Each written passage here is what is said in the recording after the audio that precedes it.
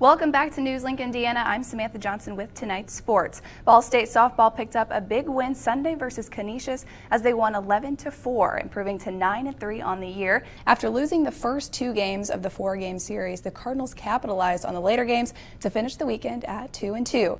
Now the team looks to regroup as they welcome the 11th ranked Indiana Hoosiers tomorrow afternoon. The first pitch is scheduled for 3 o'clock. Ball State football spring practice schedule was released over the weekend, and this afternoon the program officially kicked off the beginning of its 2018 season campaign, posting all over social media, "It's time." And finally tonight, plans are underway to renovate Evansville's 102-year-old landmark, Bosse Field. Obviously, coming out of Sochi was a little bit of a disappointment with the injury. So what is kind of the big goal, if you will, for Pyeongchang other than bringing home a medal? I mean, I think for me, it was just crazy. When I look at these guys that were in World War II and Korea, sometimes get tears in my eyes because they've been through something I will never know. They fought for their country. That was the greatest generation of my time. But focusing on the day-to-day and the highlights of the season is what keeps this team going.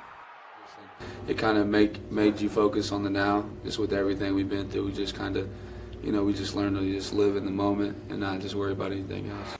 That our flag was still there. Players across the country say they're locking arms in unity, but some heads are shaking out of disappointment from President Trump's recent comments about the NFL. You cannot have people disrespecting our national anthem, our flag, our country, and that's what they're doing. And in my opinion, the NFL has to change.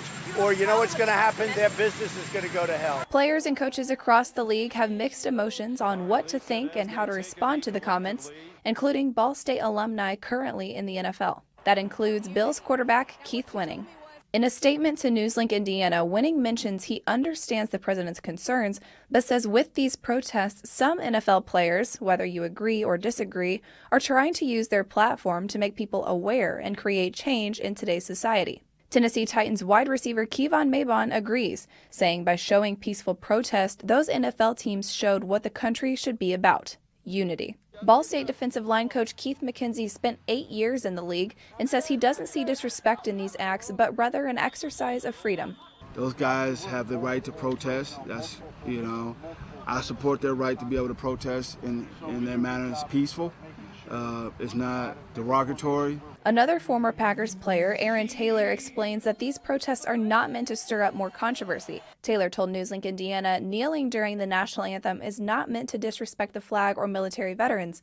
It is a means for people with a platform to bring to light problems that have plagued this country for generations. This is their platform, and they want to express themselves in their platform. But on Sunday, if I'm taking a knee in front of 80,000 and millions across the country, then you know where my heart is at, you know where my thoughts are at. With the battle escalating on Twitter throughout the week, it's unclear when this conversation will reach its final drive.